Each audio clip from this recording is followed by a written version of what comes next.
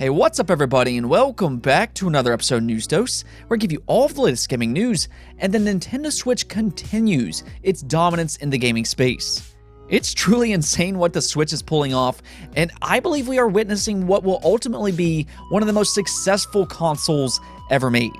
And some data came out today revealing just how successful Nintendo has been over the last few years, and for that matter, the PS5 is off to a great start as well. So we're going to talk about both of those later in the video.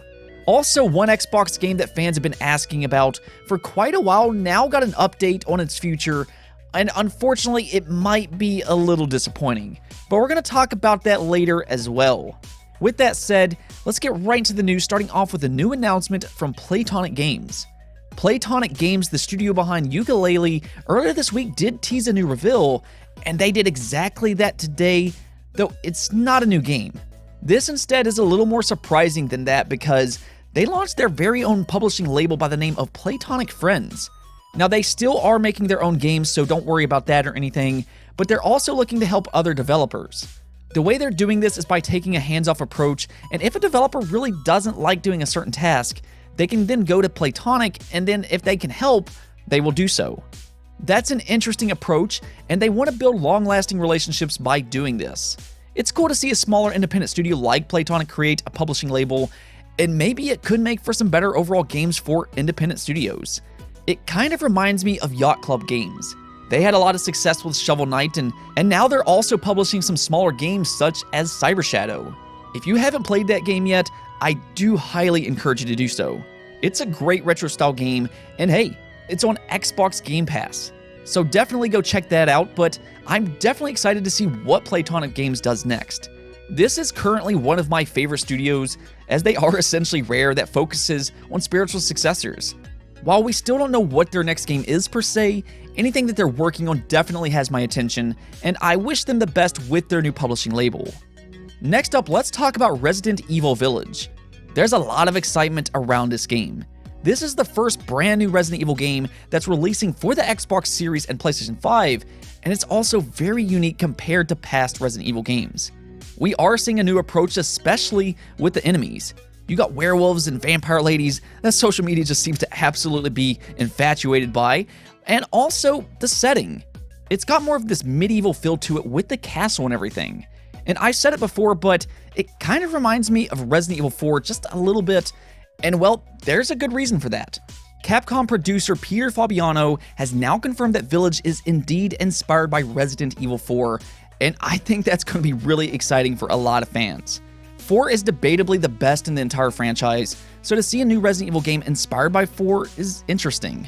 He wasn't finished there though, because he's really hyping up this game and said that they are constantly sharing information across Resident Evil teams that really helped inform them in making what they consider the best survival horror game to date. Now that's a bold statement saying it's the best survival horror game to date. I will say this though, I do believe this is going to be a great game. I'll reserve my judgment for it being the quote-unquote best, but I do believe it could be somewhere at the top when all said and done. I played the maiden demo on the PS5, and the setting and atmosphere is phenomenal. I won't go into great detail for spoiler reasons in case you haven't played the demo yet, but it's pretty spooky and the villains are actually interesting. For me, I didn't feel like I was just being hunted by these vampire women, but rather I felt like I was being played with and how a cat plays with its food. It's a very ominous feeling, but it's almost as if you're being watched and just letting you feel as if you're accomplishing something. That's a scary feeling, and yeah, the demo was just excellent, and I expect the full game to be yet another top-tier Resident Evil game. Moving on though, we got a nice success story for the Trials of Mana remake. The original was a beloved game, and many consider it to be an all-time great JRPG, so to see it get a remake was really cool. Well, I'm happy to say it sounds like it was a successful remake, selling more than 1 million units worldwide. That's pretty good for a game like this, and it's a good sign to hear Square Enix had some success. In a time where remakes are on the rise, Square Enix is sitting on an absolute goldmine. They have a lot of beloved games that they could bring back if they really wanted to, and that's why I think Trials of Mana and the Final Fantasy VII Remake is not only important for those particular franchises, but for other Square Enix franchises as well. If they do have enough success, maybe they could bring back games like Chrono Trigger. Now that would be really exciting. Maybe bring it back in the Dragon Quest XI art style. They also have games like Parasite Eve and Vagrant Story. These are games that I'm sure a lot of fans would be really excited about, but I am getting a bit ahead of myself. Trials of Mana Remake is a really good action JRPG, and it's nice to see it have some success.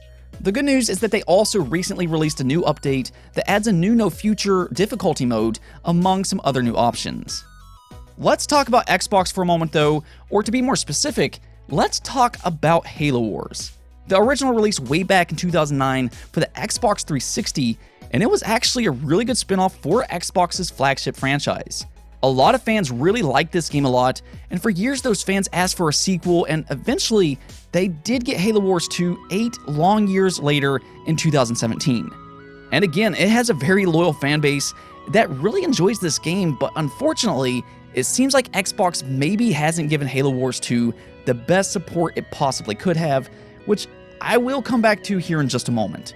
Today though, 343 Industries did confirm that they are not planning to update Halo Wars 2 any further, as their publishing team's main focus is on the Master Chief Collection, and it looks like that will be the case for the time being.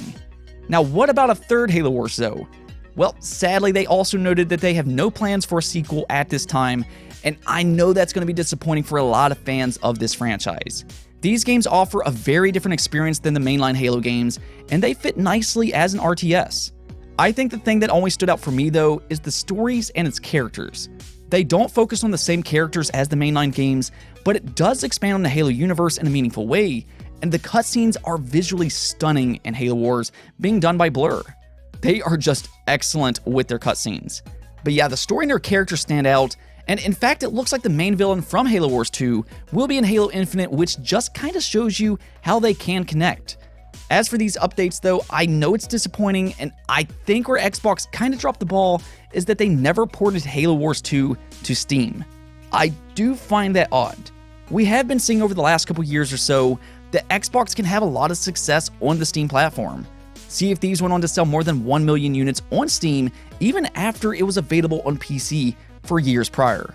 The same can be said for Halo the Master Chief Collection, which is even more telling, because that shows you that there are Halo fans on PC. I just think Halo Wars 2 would have fit perfectly on Steam, considering RTS games are far more popular on PC than on consoles.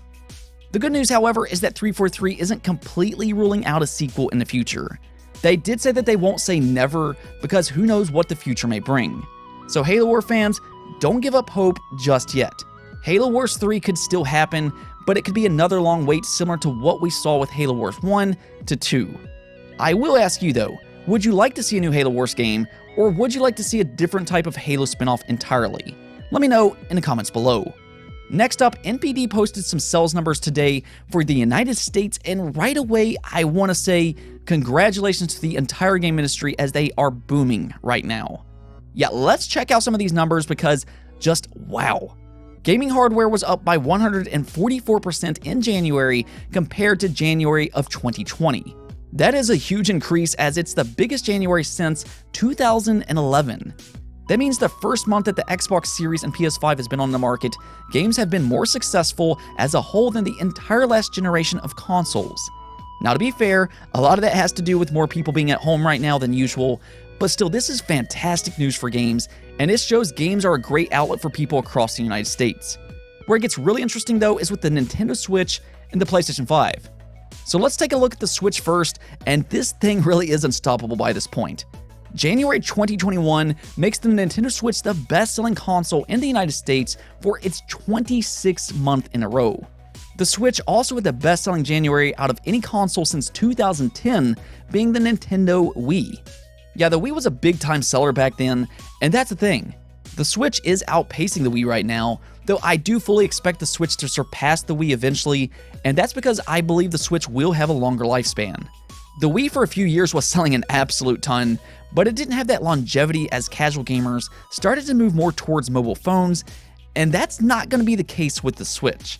I think when all is said and done, the Switch will be one of the most successful consoles ever made. The PlayStation 2 sits at the #1 spot for home consoles, selling more than 150 million units, while the DS is the king of handhelds. The Switch, though, is this hybrid-like console, but I think it will pass the PlayStation 4 and Game Boy eventually, putting the Switch in the top 3 best-selling consoles of all time. We'll see about all that, but big congrats to Nintendo for their success with the Switch. The other thing that stood out to me, though, was the PlayStation 5. It also put up a huge January in terms of dollar sales. It was actually the highest dollar sales in January since 2009, once again being the Nintendo Wii. Like I said before, the Wii was a monster back then, but what impresses me so much with the PlayStation 5 is that this thing is still very limited right now. If it had enough stock, it would sell a ton more. I just hope PlayStation can get enough stock over the next 4 months. They did just announce yesterday that Ratchet & Clank Rift Apart is coming June 11th, and I know that's going to be that game that a lot of fans want to play day one. This is the PS5's first big exclusive developed by one of their first-party studios, and it looks amazing. So hopefully they meet much of that demand by June for the launch of Ratchet & Clank. Nonetheless, it's nice to see the PS5 get off to such a hot start. I think it's a great console myself, and I've really enjoyed it a lot since it launched back in November. On to the poll of the day, though. We talked about some Zelda games possibly going to the Nintendo Switch yesterday. A few trademarks popped up online, sparking a lot of speculation that Nintendo is possibly planning to re-release them for the Switch in celebration for the Zelda 35th anniversary. So I thought I would ask you, what Zelda game would you like to see the most either be remade or get a re-release for the Switch?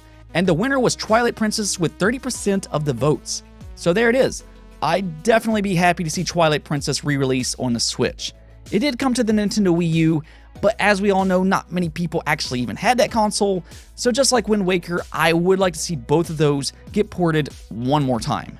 However, in the comment section, a lot of you really want an Ocarina of Time remake, and before I go any further, there was a few of you upset that I did not have Ocarina of Time named in the poll. I'm truly sorry about that. I did not do that because I don't like Ocarina of Time or anything like that. YouTube unfortunately only gives me 5 options, and that's what the other option was for, to where you can name any Zelda game. And based off the comments, you all want an Ocarina of Time remake, which would be simply amazing. Now, my personal favorite Zelda games are actually Minish Cap and Oracle of Ages. I do prefer the top-down Zelda games myself, so if I were to pick, I would go with Link to the Past and kind of remake it in how they did Link's Awakening. I love that game for the Switch. I think it would be interesting, though, to see a complete remake of Ocarina of Time rather than just a simple remaster. I mean, we got that remaster for the 3DS, but a remake would just take it to the next level. Really, though, I want all of these games for the Switch, and I can make an argument for each individual game. They're all great in their own way. I just hope they do a compilation this year for Zelda, so please, Nintendo, let's make this happen. Anyways, though, that's it for this episode, but if you liked the video, don't forget the bell notification and subscribe button for more content just like this. Also, if you'd like to support the channel through Patreon, thank you for making this content possible. Peace out.